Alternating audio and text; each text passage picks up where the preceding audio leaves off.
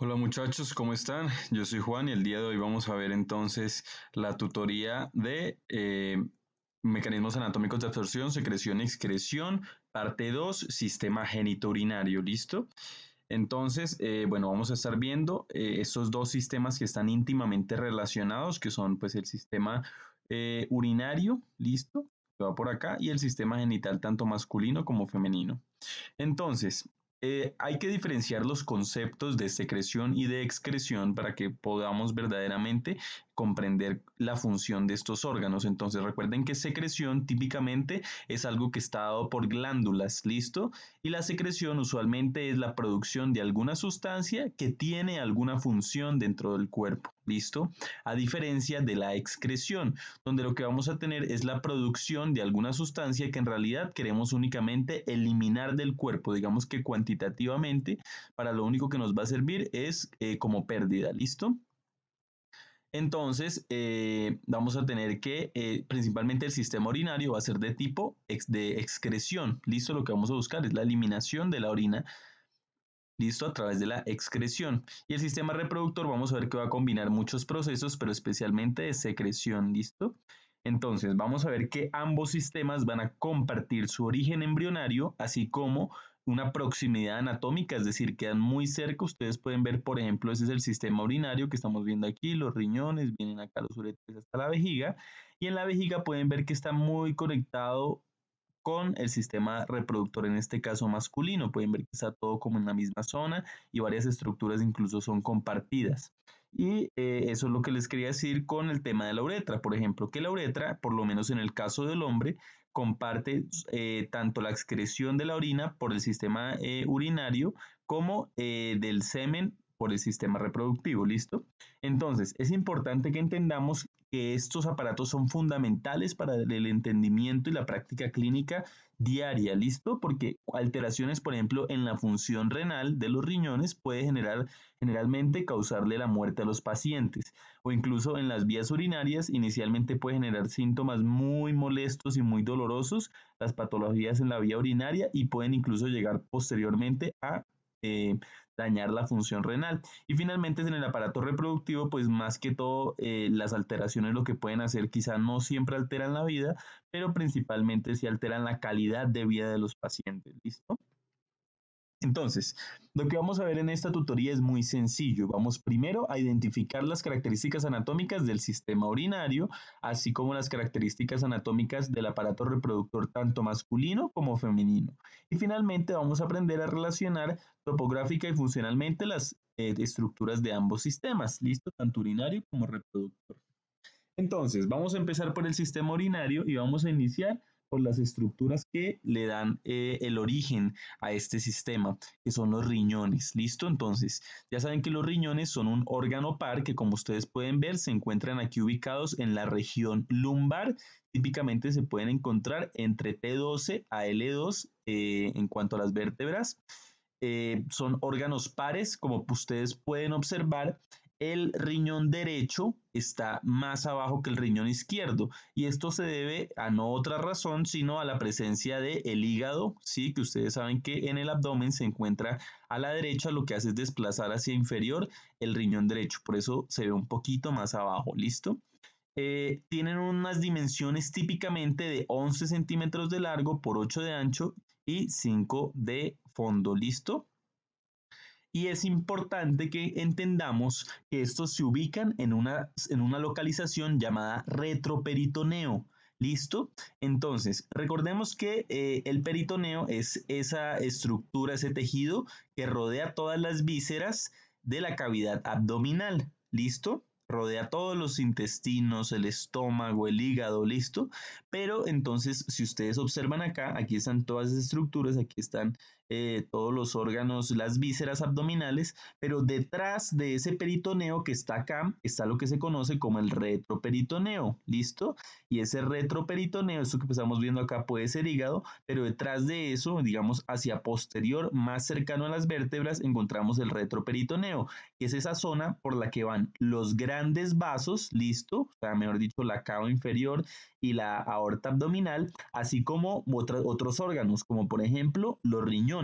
Entonces, eso del retroperitoneo lo van a ver mucho más adelante cuando estén viendo sistema gastrointestinal, incluso cuando estén viendo cirugía, lo van a entender, pero entiendan entonces que los riñones están más atrás, o sea, ellos no están cubiertos por peritoneo completamente, sino que se encuentran bien atrás. Entonces, esta imagen de la derecha es muy bonita porque nos permite ver varias de las estructuras que se encuentran en el retroperitoneo, como ustedes pueden ver, o sea, detrás del peritoneo. Entonces, acá sacamos todas las vísceras abdominales y lo que nos queda son los grandes vasos, como ustedes pueden ver, la aorta abdominal, la vena cava inferior y podemos ver a los lados los riñones, listo, que se encuentran ahí en ese retroperitoneo, que además está justo anterior a toda la musculatura dorsal, listo, que ya la conocimos en la tutoría de dorso, listo. Y vean además cómo los uréteres, que son esas estructuras que llevan la orina que se produce en el riñón y la llevan hasta la vejiga, también se encuentran en el retroperitoneo. ¿Listo? Bueno, adicionalmente entonces aprendamos que los riñones van a tener posteriormente los músculos del dorso, como ya dijimos, y anteriormente las vísceras abdominales. ¿Listo? Entonces, en cuanto a la estructura del riñón, vamos a decir que en términos generales vamos a tener una cápsula renal, que sería la parte más externa, es una cápsula de tejido conectivo, que lo que le permite le da resistencia al riñón como tal. Vamos a tener un borde lateral, listo, un borde medial, o sea, hacia mediales acá. Eso sería entonces un riñón derecho. Entonces tiene un borde lateral como ustedes lo están viendo, que es de forma convexa, como ustedes pueden ver, y además es muy regular, o sea, tiene muy pocas impresiones en su superficie. Por otro lado, vamos a tener entonces el borde medial, que es distinto porque es cóncavo por una parte, o sea, como ustedes observan esa concavidad hacia medial, y además es irregular por la presencia del hilio renal, es decir, su superficie es como muy accidentada, como ustedes se pueden dar cuenta, y es porque ahí está el hilio renal, que es donde, digamos, es el sitio de llegada y de salida de varias de las estructuras tubulares que salen o entran al riñón, que son entrando, por ejemplo, la arteria renal y saliendo la vena renal y los mismos uréteres. ¿Listo? Entonces, entonces en total tenemos la cápsula renal y pueden ver ustedes que inmediatamente debajo de la cápsula renal vamos a tener esta estructura, listo, entonces este riñón nosotros lo cortamos para poder ver cómo es por dentro y podemos ver que por dentro él tiene por debajo de la cápsula esta estructura de un color un poco pálido, que es lo que se conoce como la corteza renal, listo, y esa corteza renal ustedes pueden ver que se mete buscando la cara medial de ese riñón, se mete aquí por estas estructuras que conocemos como columnas renales, ¿listo? Que no son más sino extensiones de la corteza, ¿listo? Y entonces, ¿qué es esto más oscuro que nos queda entre la corteza? Se conoce como la médula renal, ¿listo? O también como las pirámides renales, que como ustedes pueden ver, tienen esa forma piramidal con una base que está hacia la periferia y el ápice que está hacia el centro del riñón, ¿listo? En los adultos, por lo general, se tienen de 6 a 12 pirámides, típicamente por cada riñón, ¿listo? Y adicionalmente, ese ápice o ese vértice de esa pirámide se conoce también como la papila renal, ¿listo? Es donde termina cada una de las médulas, ¿listo? Y finalmente pueden ver que esas médulas van a drenar en un sistema colector, que ese sistema colector lo vamos a estar viendo más adelante, ¿listo? Entonces, la unidad funcional y fundamental que uno tiene que conocer para comprender el funcionamiento del riñón, y eso lo verán mucho mejor en fisiología más adelante en sistema renal, es la nefrona, listo, como ustedes la pueden observar acá. Entonces, la nefrona son unas estructuras muy pequeñas. De hecho, ustedes observen esta imagen, aquí básicamente es un esquema de la nefrona y ahí lo que estamos viendo es la corteza, listo, y pueden ver esa nefrona cómo empieza su recorrido en la corteza, se mete a la médula renal, como ustedes pueden ver aquí está la médula o la pirámide, y sale otra vez y se vuelve a meter a la médula renal y acaba desembocando en la papila. ¿Listo? Entonces, hay miles y miles y miles de nefronas en el riñón normal de un adulto. ¿Listo? Sin embargo, recordemos que a través de distintos procesos patológicos uno puede ir perdiendo su cantidad de nefronas útiles. ¿Listo? Entonces, es importante ver la función renal precisamente través del cuidado de las nefronas. ¿Listo?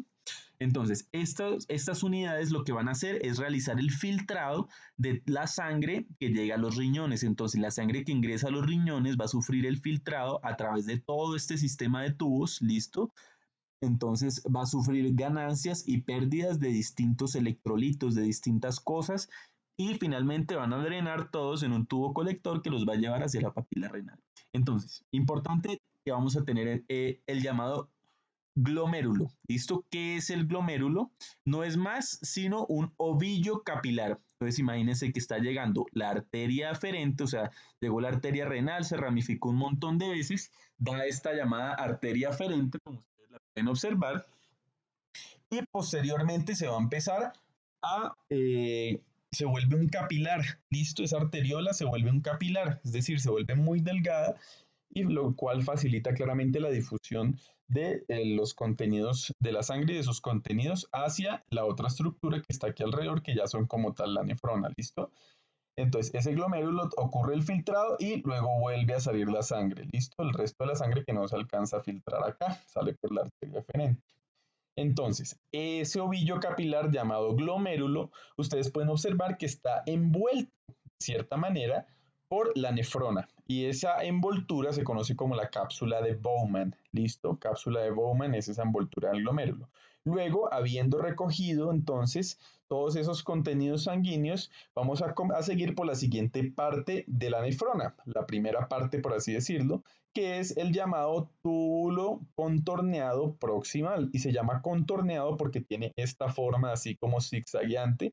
Y recuerden que el túbulo contorneado proximal se encuentra en la corteza, como ustedes pueden observar aquí. Aquí está el túbulo contorneado proximal y se encuentra en la corteza renal. Luego va a descender, y observen aquí en este punto cómo desciende hacia la médula renal. Y aquí vamos a tener entonces una estructura muy importante, que es la llamada asa de Henle. ¿Listo? La asa de Henle es esta porción que estamos viendo acá, que penetró, por así decirlo, en la médula. Y esa asa de Henle tiene una porción descendente, o sea, mejor dicho, antes de la asa está la porción descendente de la asa de Henle, y luego una porción ascendente de la asa de Henle. ¿Listo? Entonces sería lo que estamos viendo acá, descendente y ascendente. Y luego vamos a volver para regresar esa nefrona a la corteza y ahí va a tener el túbulo contorneado, pero esta vez distal, ya no es proximal, sino distal. Pero entonces es muy fácil recordar que estas dos estructuras se encuentran en la corteza y bueno, eso no se alcanza a entender en la corteza y todo lo demás, lo que sería la asa de Henle y sus partes, están en la médula renal. ¿Listo? Siguen ocurriendo todos los procesos de filtrado y finalmente varias nefronas van a empezar a unirse acá, van a empezar a llegar desde varios sitios hasta que forman el túbulo colector. ¿Listo? Que el túbulo colector va en dirección, se va penetrando la médula, como ustedes pueden verlo acá, hasta llegar a la papila renal. ¿Listo? Entonces, el sistema colector renal era aquel sistema del que les quería hablar. Entonces, volvamos a ver esto acá. Entonces, ya habíamos hablado de que están las diferentes nefronas en diferentes niveles, listo, hacen todo su proceso de filtración y cuando ya está todo el contenido que no nos sirvió y que queremos eliminar, entonces lo llevamos túbulo contorneado distal y va a empezar a llegar todos los túbulos contorneados distales de todas las nefronas, van a empezar a llegar a un mismo sitio, que es llamado el tubo o túbulo colector, ¿listo? Y ese túbulo colector va a drenar en la papila, que es esta de acá, ¿listo? Que sería en esta imagen más grande, estaría acá la papila, ¿listo? Entonces todas las nefronas de acá están drenando acá, en el mismo sitio, gracias a sus túbulos colectores. Entonces, importante que entendamos que la primera estructura que recoge a las papilas, o sea, las papilas van a drenar en una estructura llamada el cáliz menor. Listo, como ustedes lo pueden ver acá. Y usualmente hay un cáliz menor por cada pirámide, es decir, cada pirámide o cada médula nos va a drenar en un cáliz menor, que sería este de acá o este de acá.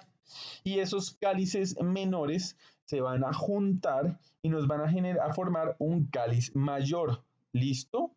¿Qué es el cáliz mayor? Entonces es la unión de varios cálices menores. Por ejemplo, acá, este cáliz menor con este cáliz menor con este cáliz menor, nos formaron acá un cáliz mayor, ¿listo? Que sería este de acá. Entonces, por lo tanto, si ustedes sacan la cuenta, si decíamos que el adulto puede tener de 6 a 12, de 6 a 12 pirámides, entonces, haciendo las matemáticas, eso equivale a más o menos de 2 a 4 cálices mayores por riñón. Aquí tenemos 1, 2 y 3, ¿listo? ¿Y qué va a pasar? Esos 3 cálices mayores se van a unir y van a drenar todos en un sitio común, que es la pelvis renal, ¿listo? Que es ya saliendo en el hilio renal, está saliendo ese contenido ya filtrado y se va a dirigir entonces a través del uréter, ¿listo? No sin antes pasar por este estrechamiento de acá, que se conoce como el cuello de la pelvis renal, ¿listo?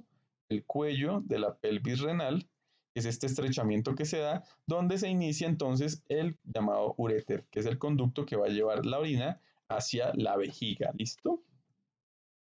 Entonces, antes de continuar con el uréter, vamos a mirar un poquito la vascularización del riñón. Entonces, la vascularización renal va a estar dada principalmente por las arterias renales, una para cada riñón. Y esas arterias renales son ramas de la aorta abdominal. Entonces, ustedes recuerdan, la aorta abdominal tiene un montón de ramas, entre las cuales está el tronco celíaco y demás que ya vimos, y entre sus ramas pares están las arterias renales. Entonces va una hacia cada uno de los riñones, o sea, los riñones están profundamente irrigados porque la arteria renal es rama directa de la aorta abdominal, ¿listo?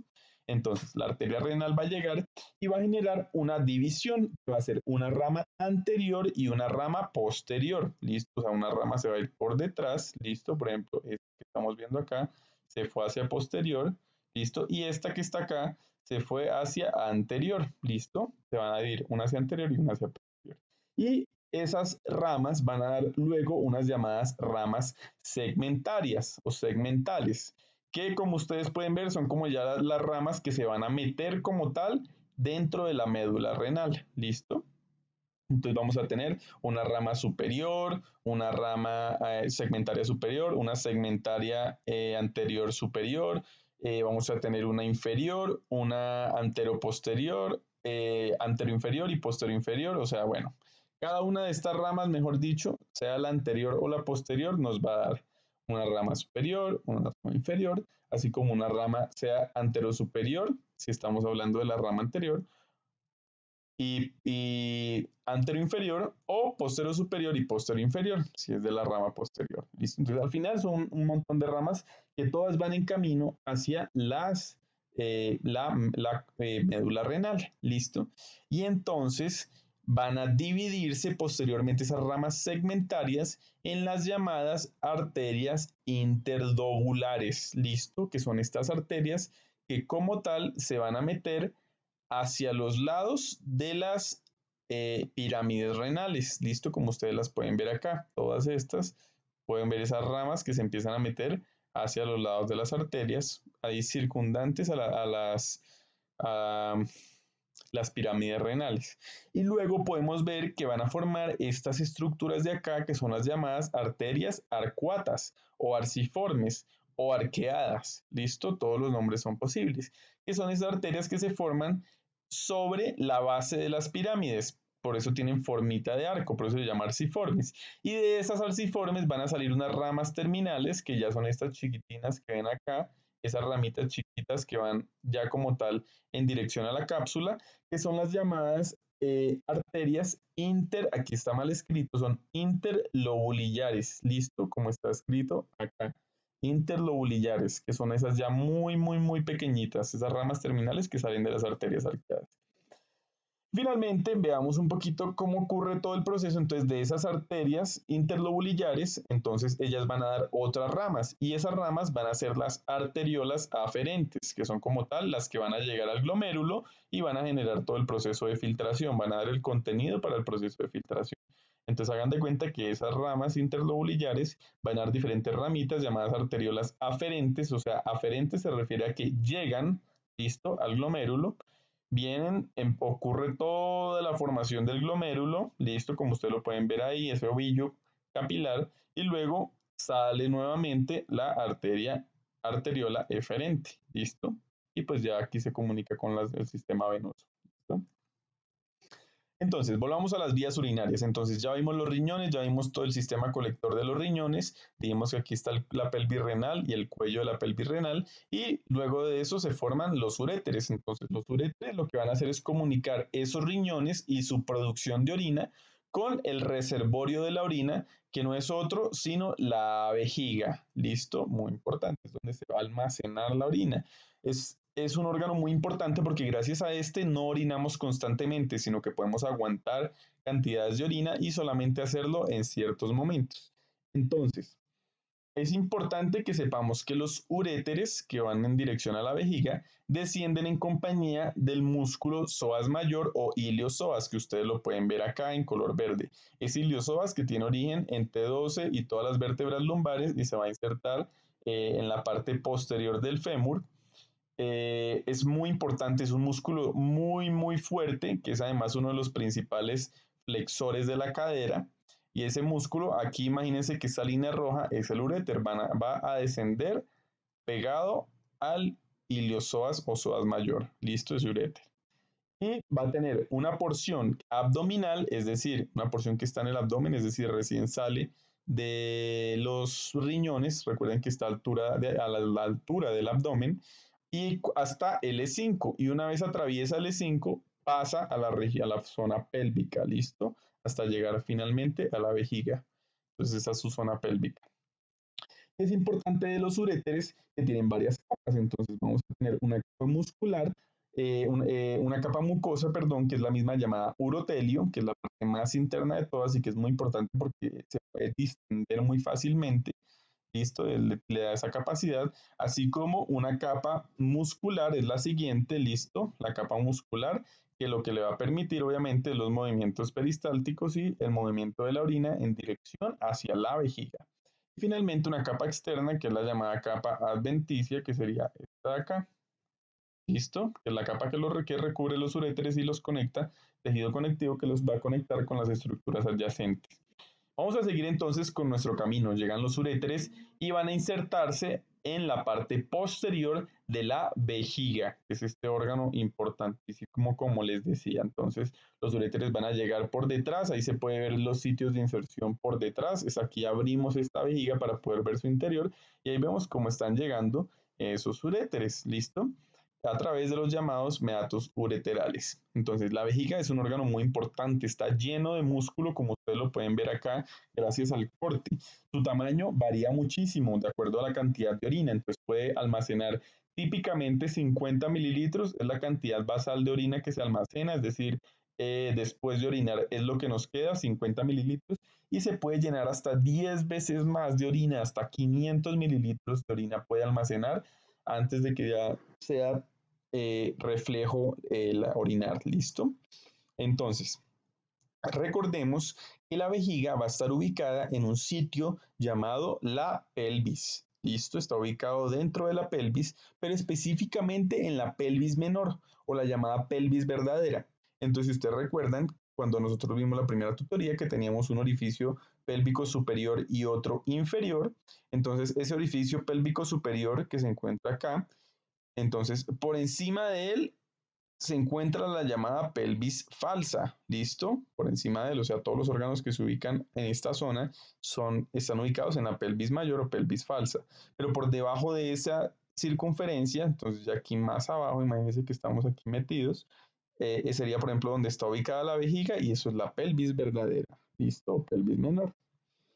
Pero cuando se llena mucho de orina esa vejiga, puede llenarse tanto que se salga de la pelvis menor y ocupe entonces también espacio de la pelvis mayor. Tener eso en cuenta. Pero algo importante entonces de la vejiga es que va a tener cuatro caras. Listo, una cara anterior, una cara posterior y dos caras laterales. Y además va a tener un vértice, listo, y un fondo. Listo, entonces va a tener el fondo de la vejiga y el vértice, que sería, aquí lo podemos ver más fácil, el fondo de la vejiga y el vértice de la vejiga. Y es importante que veamos esta estructura triangular que tenemos acá, que es el llamado trígono vesical. Y se llama de esa manera porque es la estructura geométrica que se forma de la unión de los dos meatos ureterales, listo, en la parte posterior y en la parte apical de la vejiga con la salida de la uretra, listo. que se encontraría acá, en el llamado cuello vesical. Eso forma un triángulo y eso ya se conoce como trígono vesical. ¿Listo? Importante que en la túnica media de la vejiga está el llamado músculo detrusor de la vejiga, que es ese muscular que le va a permitir la capacidad de contracción y expulsión de la orina. Ahora, pasemos a hablar de la uretra femenina. Entonces, la uretra es el siguiente paso después de la vejiga. La vejiga, entonces recuerden que tiene un cuello y de ese cuello va a expulsar a través de la uretra todos los contenidos, en este caso la orina. ¿Listo? Entonces, las mujeres tienen una uretra muy cortita que comunica entonces esa vejiga con el exterior, con el meato urinario. En las mujeres mide 4 centímetros de longitud, es muy cortita y eso es importante porque es la explicación de que las mujeres tengan con mayor frecuencia infecciones urinarias, ¿listo? Porque es muy corta, entonces es muy fácil la colonización bacteriana a través de su uretra. Entonces vamos a tener varias porciones de la uretra. Una llamada porción intramural que se encontraría acá, ¿listo? Que es esa que aún atraviesa las paredes de la vejiga, por así decirlo, porque esto de acá todavía es vejiga. Entonces toda la parte que se encuentra adentro, aquí se conoce como intramural de la uretra, ¿listo? Y luego ya vamos a tener una porción perineal, que es la que se encuentra pues ya eh, como tal en el diafragma pélvico, ¿listo? Entonces recuerden que vamos a tener, va a desembocar en el llamado orificio uretral externo o el mismo meato urinario, que en este caso aquí lo pueden observar, cómo se observa eso en la mujer. Y pueden ver que esta mujer tiene seguramente una sonda vesical que se le está metiendo a través de su orificio uretral externo y está penetrando esa sonda hasta su vejiga, listo para drenar toda su orina. Ahora, en el caso de los hombres, entonces nosotros también vamos a tener una uretra, listo, que va a salir de la vejiga. Sin embargo, es una uretra que típicamente es mucho más larga que la de las mujeres porque pues nosotros no desembocamos en la vagina, obviamente tenemos pene y el pene tiene una longitud mayor. Entonces, por lo tanto, se considera que la uretra masculina tiene una longitud de 15 a 20 centímetros. Es por eso que en los hombres es muy raro que presentemos infecciones urinarias, ¿listo? También vamos a tener una porción intramural, listo, que se va a encontrar acá, eh, cuando se encuentra todavía dentro de la vejiga. Luego vamos a tener una porción prostática, importante. Inmediatamente por debajo de la vejiga vamos a tener este órgano muy conocido que es la próstata y va a ser penetrada esa próstata por la uretra masculina, ¿listo? Vamos, entonces es por eso que, por ejemplo, cuando ocurre la llamada hiperplasia prostática, que se pone bien grande esa próstata, puede obstruir esa uretra, listo, de lo grande que se pone, obstruye la uretra y eso es lo que le genera tanto dolor y tantos síntomas al paciente masculino, listo. Y luego vamos a decir que tenemos una llamada porción membranosa, que sería lo mismo que la porción perineal de la mujer, que en realidad es muy corta. Y finalmente una porción esponjosa, que es aquella que se encuentra, entonces se encuentra ya como tal dentro del pene, ¿listo? Que sería toda esta porción de acá. Y desemboca finalmente, ¿listo? Porción esponjosa dentro del pene. Importante, entonces aquí podemos ver lo mismo, tenemos la vejiga aquí arriba, está desembocando su cuello vesical, tiene un orificio, le llamado orificio interno de la uretra, y ahí está desembocando la orina, listo. Importante que ahí vamos a tener un sitio donde van a combinarse, mejor dicho, donde va a ser común el drenaje no solo de la orina, sino también del semen, listo, y la eyaculación del hombre, que va a ser en esta zona de acá, gracias al utrículo prostático, listo. Entonces, eh, digamos que la próstata va a generar muchas secreciones que van a ser importantes y ahí también van a llegar los conductos eyaculadores, que es de donde viene la mayoría, en gran parte del semen, se va a complementar con eso que nos genera la próstata y pues van a seguir su camino por la uretra hasta la eyaculación, ¿listo? Entonces, ahora pasemos, ya vimos el sistema urinario, vamos a ver el aparato reproductor masculino. Entonces, lo más importante son dos cosas en el aparato reproductor masculino. Por un lado, la fabricación de andrógenos, ¿listo? Que recuerden que son las hormonas sexuales masculinas por excelencia. Y por otro lado, la fabricación y la expulsión de los espermatozoides, pero en este caso es la expulsión con un fin, es el fin de la fecundación, ¿listo? Entonces aquí vamos a fabricar y expulsar los espermatozoides, que son la célula sexual por excelencia de los hombres, ¿listo? Entonces, Vamos a hablar primero de los testículos, ¿listo? Que se encuentran contenidos en unas bolsas, ¿listo? Que se conocen como escrotos. Esas bolsas, escrotos, tienen un montón de capas que, bueno, luego las aprenderán, pero ahí dentro están contenidos los testículos. Usualmente el escroto es hiperpigmentado, es más oscuro que el pene y está lleno de muchos folículos pilosos, o sea, muchos pelos, y en general tiene esa apariencia arrugada, digamos, similar al cerebro, que está dado por la presencia de un músculo subcutáneo llamado el músculo dartos. ¿Listo? Músculo dartos que es muy importante para la contracción del escroto y como tal la elevación de los testículos. ¿Listo? Y para los cambios de temperatura, ¿listo? Entonces el dartus, eso lo aprenderán también más adelante, que ese dartus, esa apariencia rugosa, se puede volver más liso, se puede volver más rugoso según la temperatura ambiente para intentar mejorar o optimizar el intercambio térmico entre los testículos y el medio ambiente, ¿listo? Para mantener una temperatura constante, ¿listo? Listo, entonces ahora cuando nos vamos bien metidos a los testículos, vamos a ver que, bueno, están todos, esto sería entonces uno de los testículos o un esquema de los testículos, y vamos a ver que vamos a tener unos túbulos contorneados seminíferos, o llamados también túbulos seminíferos, ¿listo? Que son estos que se encuentran acá, ¿listo? Que es donde se va a producir el semen como tal. El semen, no, perdón, los espermatozoides, ¿listo? Los espermatozoides.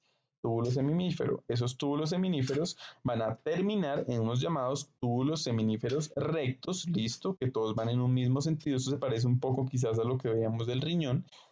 Y vamos a terminar en una zona que se llama el mediastino testicular, que es esa zona donde van a drenar todos los túbulos seminíferos. Ahí van a llegar.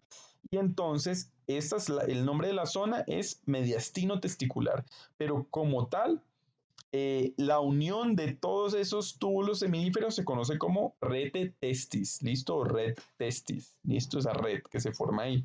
Y luego esa red va a salir a través de unos llamados conductillos, ¿listo? Conductillos deferentes a el epidídimo, ¿listo? Entonces, conductillos deferentes pasa al epidídimo, que es esa estructura que está por encima del testículo. Por ejemplo, aquí lo pueden ver, está un poco separado, pero entonces pueden ver cómo esos conductillos eferentes o deferentes drenan todos en el epidídimo. Ese epidídimo va a tener esta curva muy típica, va a presentar una cabeza, un cuerpo y una cola, y va a seguir drenando por el conducto deferente, pues ya en búsqueda de la eyaculación. ¿Listo?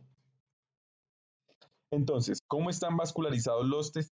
Entonces, importante que entendamos el concepto primero del conducto inguinal. Entonces, ahí tenemos que entender que el conducto inguinal, eso es un concepto que es un poco complejo de explicar, pero muy seguramente ustedes lo entenderán cuando pasen por cirugía general.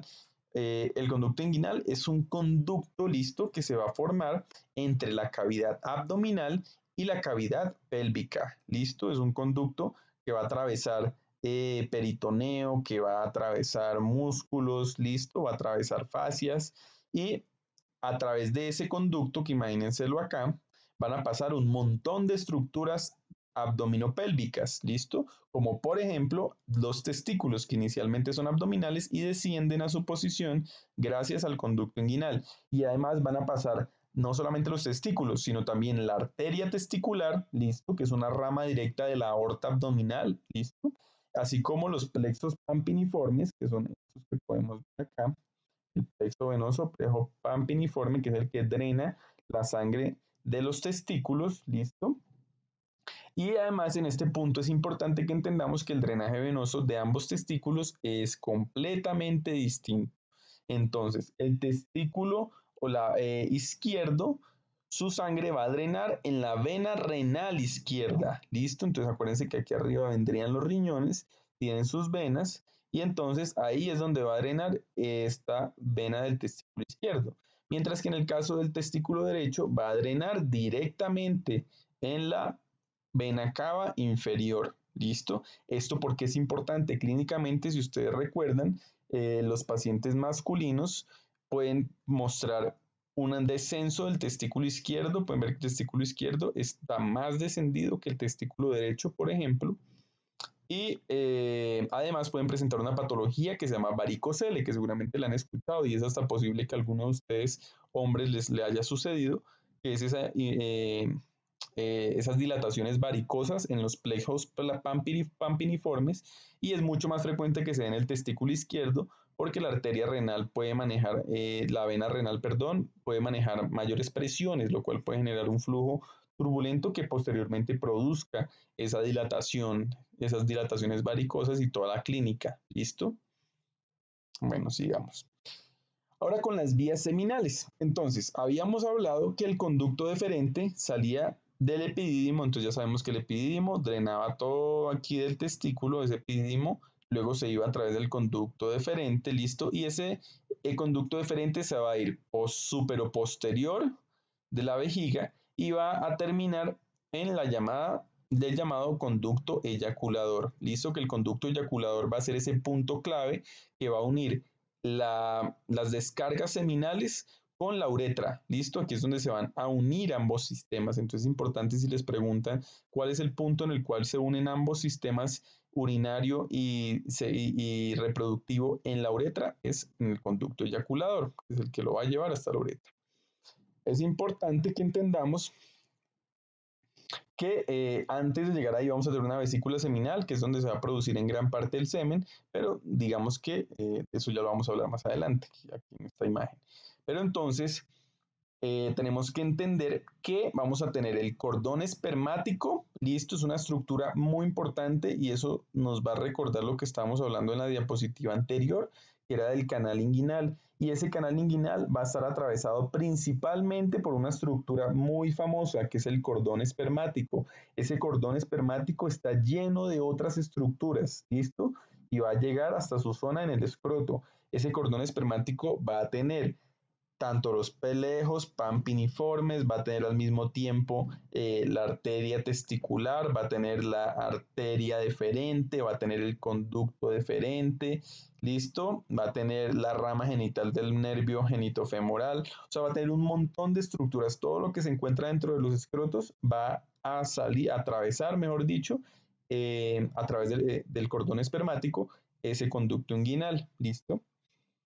Y aquí importante entonces, esta visión que tenemos acá es una visión posterior de la vejiga, entonces estamos viendo la vejiga grandota ahí. En la parte posterior, recuerden, por un lado llegan los uréteres, en la parte posterior, si lo recuerdan, llegan los uréteres y vamos a tener al mismo tiempo los conductos deferentes, que serían estos mismos de acá, que están llegando como tal. Conductos deferentes llegan, se van por todo el borde posterior de la vejiga y van a llegar aquí justo encima de la próstata, ¿listo?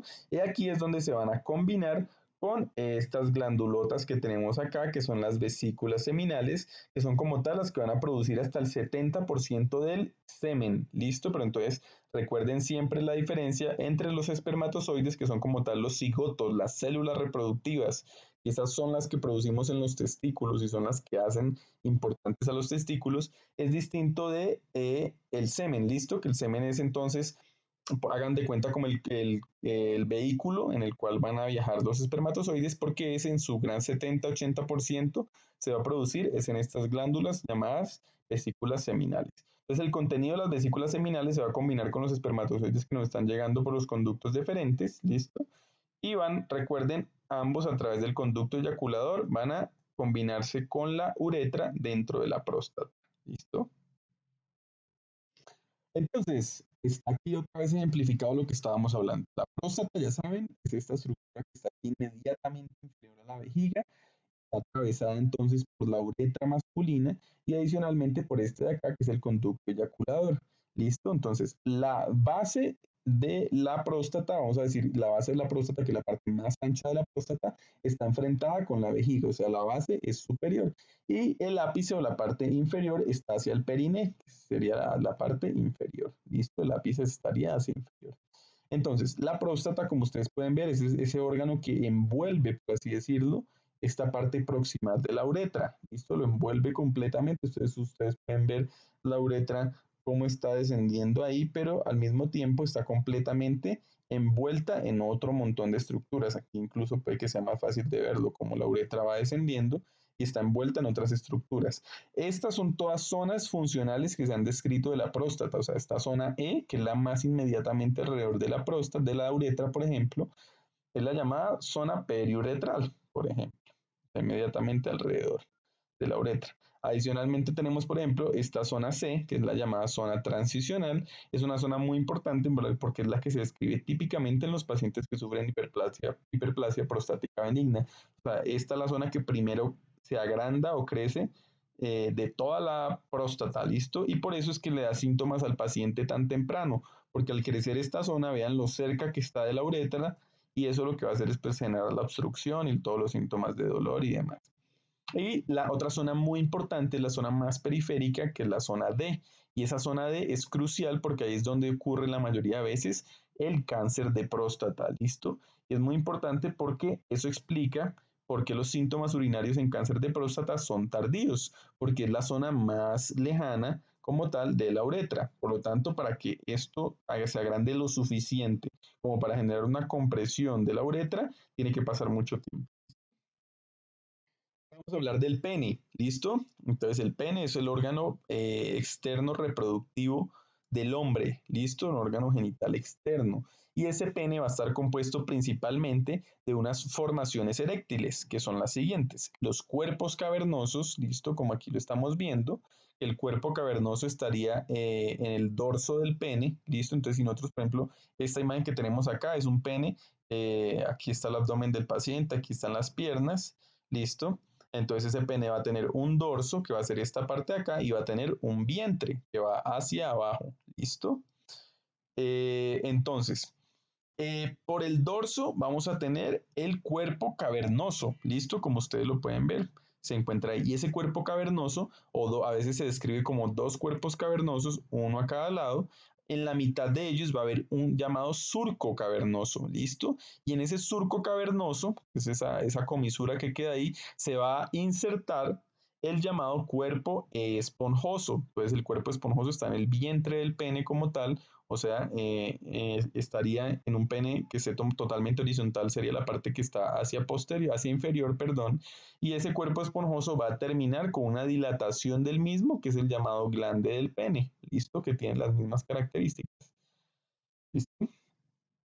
Es importante que sepamos que la uretra como tal entonces va a continuar su viaje a través del cuerpo esponjoso, ¿listo? O sea, la uretra, recuerden lo que hablábamos, que tenía una parte esponjosa, una zona esponjosa, y es no por otro motivo, sino porque va metido dentro del cuerpo esponjoso hasta que llega al meato urinario, pues por donde va a salir tanto la orina como el semen y los espermatozoides. Listo, es importante que va a estar dada la irrigación del pene por la arteria pudenda interna. Listo, la arteria pudenda interna que va a ramas tanto al cuerpo esponjoso como al cuerpo cavernoso. Listo. Y ahora sobre el aparato reproductor femenino, entonces es similar al del hombre en cuanto a que también va a fabricar las células sexuales, que en la mujer son los estrógenos, va a fabricar los óvulos, que son los cigotos o las células reproductoras femeninas, ¿listo? Y van además a permitir el anidamiento y el crecimiento embrionario, es muy importante, esa es una gran diferencia entre el aparato reproductor femenino y el masculino. ¿Listo?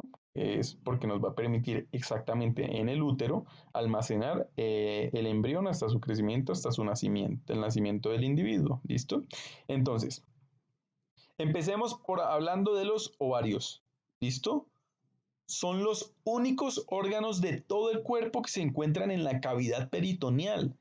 ¿Listo? Eso es impresionante y es una pregunta que probablemente les hagan y es ¿cuál es el único órgano que es totalmente intraperitoneal? O sea, está metido en la cavidad peritoneal como tal. Todos los demás órganos que conocemos del abdomen están envueltos en peritoneo, ¿listo? Pero eso es distinto, o sea, el hecho de estar envuelto en peritoneo no implica que estén dentro de la cavidad peritoneal. Entonces ya saben que si les preguntan, son los ovarios los únicos órganos que están dentro de la cavidad peritoneal.